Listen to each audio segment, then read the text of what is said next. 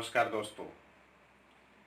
आज की वीडियो में हम लोग C++ में क्लास और ऑब्जेक्ट्स का यूज किस प्रकार किया जाता है इसको सीखेंगे। जैसा कि हम लोग जानते हैं कि C++ object oriented programming language भी है। इसमें ऑब्जेक्ट ओरिएंटेड सिस्टम का यूज करके प्रोग्राम बना सकते हैं। तो उसमें आज हम लोग क्लास एवं ऑब्जेक्ट को लेकर के प्रोग्राम बनाना सीखेंगे। सबसे पहले क्लास को समझते हैं। क्लास एक यूजर डिफाइंड डेटा टाइप है जो उसके मेंबर फंक्शन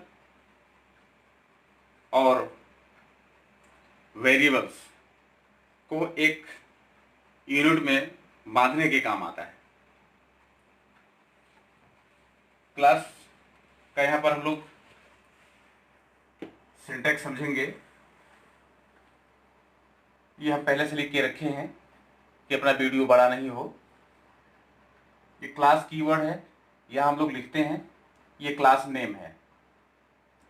क्लास नेम कुछ भी हो सकता है, कोई आइडेंटिफायर हम लोग यहाँ पर नाम देते हैं। क्लास नेम की जगह पर नाम देंगे दूसरा। ये क्लास हमारा कीवर्ड है, ये यही रहेगा। यहाँ हम लोग आते हैं, ये वेरिएबल डिक्लेरेशन, फंक्शन डिक्लेरेशन। अपने क्लास के अंदर जिस वेरिएबल को, या ऐसा समझें कि जिस वेरिएबल को यूज करना हो उसको यहाँ पर डिक्लेयर करना होता है। और अपने क्लास के अंदर में जिन जिन फंक्शंस को यूज करना है उसको यहाँ पर डिक्लेयर करना है। फंक्शन के बारे में हम लोग पिछले वीडियो में पढ़ चुके हैं कि हम लोग फंक्शन, यूजर डिफाइंड फंक्शन कैसे क्रिएट करते हैं, कैसे उसको डिफाइन करते हैं, कैसे कॉल करते हैं। तो वही फंक्शन यहाँ पर भी है। डिक्लेरेशन दोनों दिया हुआ है, सेमीकोलन से यहाँ पर टर्मिनेट करते हैं और क्लास को यहाँ पर इस सेमीकोलन से क्लास क्लोज हो जाती है। तो क्लास कीवर्ड, क्लास का नाम, इधर वेरिएबल डिक्लेरेशन, वेरिएबल्स होंगे। इधर हमको एक या एक से अधिक फंक्शन यूज करते हैं, तो मेंबर फंक्शन भी कहते हैं। यहाँ पर पब्लिक और प्राइवेट दो तरीके का वेरिएबल डिक्लेरेशन या फंक्शन डिक्लेरेशन होता है। पब्लिक जब देते हैं, यहाँ लिख के कमांड देते हैं, तो इस वेरिएबल और फंक्शन को अपने क्लास के दूसरे वेरिएबल फंक्शन क्लास के बाहर भी उसको हम यूज कर सकते हैं। और प्राइवेट अगर देते हैं तो सिर्फ इसी में यूज हो सकेगा, उसके बाहर यूज नहीं हो पाता है, इसका ध्यान रखेंगे। और क्लास को डिक्लेयर कर लेने के बाद में, प्रोग्राम बनाने के बाद में आगे हमको फंक्शन यूज करना है, कॉल करना है, तो उसके लिए ऑब्जेक्ट क्रिएट करते हैं। ऑब्जेक्ट क्रिएट करने के लिए एक सिंटैक्स है यहाँ पर, क्लास नेम और ऑब्जेक्ट नेम। क्लास नेम, तो ये जो क्लास हम नेम यहाँ दिए रहते हैं वो नाम यहाँ पर देते हैं।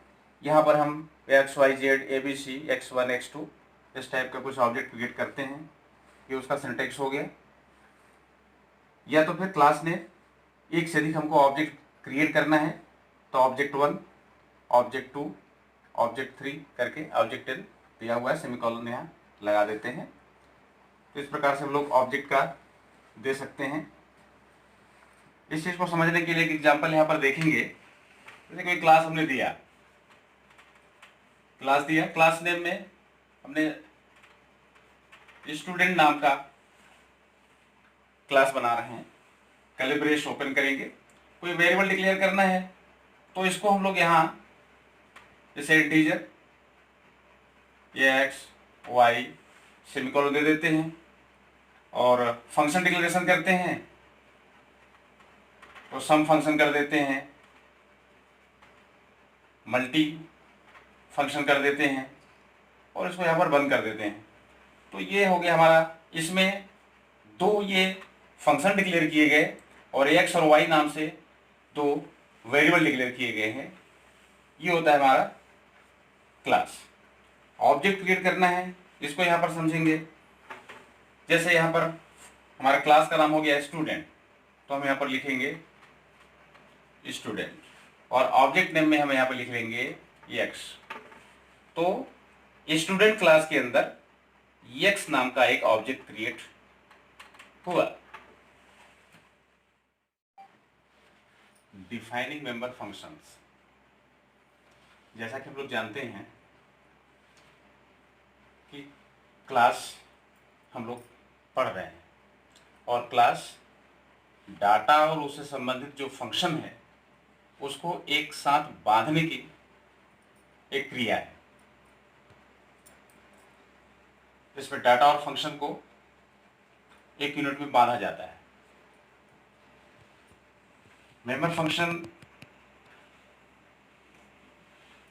जो डिक्लेयर किया जाता है क्लास के अंदर में, उसको आगे चल करके डिफाइन करना पड़ता है। तो फंक्शन का डेफिनेशन हम क्लास में दो प्रकार से करते हैं। एक होता है outside the class definition, class के बाहर फंक्शन का डेफिनेशन देना, और दूसरा होता है क्लास के अंदर ही फंक्शन को डिफाइन करना। तो यहां हम लोग पहले देख रहे हैं outside the class definition. Class यानी क्लास के बाहर फंक्शन को डिफाइन करना। तो क्लास के बाहर जब डिफाइन करते हैं तो उसका सिंटेक्स ये बना हुआ है। क्या होता है इसका मीनिंग? सबसे पहले रिटर्न टाइप, जैसे INT लिखेंगे, वाइड लिखेंगे, ये होता है return type, data return type. और ये क्लास नेम, क्लास को डिक्लेयर करते समय जो नेम दिए रहते हैं वो नाम यहां पर रहता है। ये स्कोप रिजोल्यूशन ऑपरेटर कहलाता है। उसके बाद फंक्शन नेम रहता है, फिर आर्गुमेंट की लिस्ट रहती है, list of arguments, function name. ये स्कोप रिजोल्यूशन ऑपरेटर बताता है कि ये फंक्शन इस क्लास से संबंधित है, इसलिए इसको यहां पर लिखा जाता है और कर्ली ब्रेस ओपन करते हैं और यहां पर ये जो फंक्शन है वो क्या काम करने वाला है यहां इसको डिफाइन करते हैं और ये क्लोज कर देते हैं। तो यहां पर एक छोटा सा एग्जांपल लेके समझ रहे हैं। जैसे क्लास स्टूडेंट, अभी उस पर हम लोग देखें, class student curly brace open int x_y, और यहां पर हम जैसे सम फंक्शन को लेकर के डिक्लेयर किए, तो यहां पर हमने ऐसे इसको करके सेमीकोलन यहां पर बंद कर दिया, तो ये क्लास यहां पर क्लोज हो गई। अब हम लोग अगर सम फंक्शन को डिफाइन करना है तो यहां से करेंगे डिफाइन। तो यहां से डिफाइन करेंगे तो यहां पर रिटर्न टाइप हम लोग देंगे, इंट दे दिए, फिर ये क्लास नेम में हो जाएगा हमारा स्टूडेंट हो जाएगा, फिर स्कोप रिजोल्यूशन ऑपरेटर लगेगा, फिर फंक्शन नेम में लगेगा ये सम, इस तरीके का। और ये कर्ली ब्रेस ओपन करने के बाद में यहां पर हमको जो भी देना है कि दो इंटीजर वैल्यू लेंगे, सीन कराएं, या तो सम इज इक्वल टू a+b करके ये डिफाइन दे दें, यहां पर कर दें। तो आपको ये समझना है कि क्लास इधर ओपन हुई, यहां क्लोज हो गई, और इसके बाद हमको अगर डिफाइन करना है ये, तो इसको बोलते हैं कि क्लास के बाहर फंक्शन को डिफाइन करना, आउटसाइड द क्लास डेफिनेशन। और आउटसाइड द क्लास डेफिनेशन में आपको ध्यान रखना है, रिटर्न टाइप देना है, जिस क्लास के अंदर ये डिक्लेयर किया गया है उस क्लास का नाम देना है, जिस फंक्शन को डिक्लेयर किया गया है वो स्कोप रिजोल्यूशन ऑपरेटर के बाद उस फंक्शन को देना है, और कोई अगर लिस्ट है आर्गुमेंट्स की तो उस आर्गुमेंट के लिस्ट को देना है। ये हो गया आउटसाइड द क्लास। इनसाइड को यहीं पर समझ लेते हैं। इनसाइड द क्लास में कहने का मतलब हो गया कि ये जो डेफिनेशन देंगे हम, ये वाला डेफिनेशन हम यहाँ लिखे हैं, इसको इस कर्ली ब्रेस के अंदर ही देंगे, और उसके बाद ये हम बंद करके यहां सेमीकोलन लगाएंगे। तो ये जो सम फंक्शन की डेफिनेशन हुई ये इनसाइड द क्लास कहलाता है। लेकिन आपको इसमें करना क्या रहेगा कि इसके लिए ये लाइन जो दिए हैं इसको देने की जरूरत नहीं पड़ती है, ये सिंटेक्स वहां पर काम नहीं करता है। वहां पर क्या होगा कि आप यहीं पर आएंगे और जैसे कि सम दिया हुआ है तो यहीं पर इसका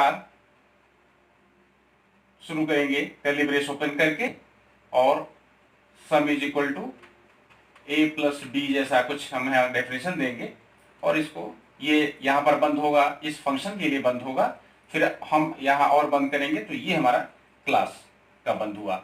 ध्यान देंगे कि जो कर्ली ब्रेस बंद करते हैं उसके बगल में अगर सेमीकोलन लगाए हैं इसका मतलब हुआ कि क्लास का बंद किया हुआ है और ये इसका बंद किया हुआ है यहाँ पर।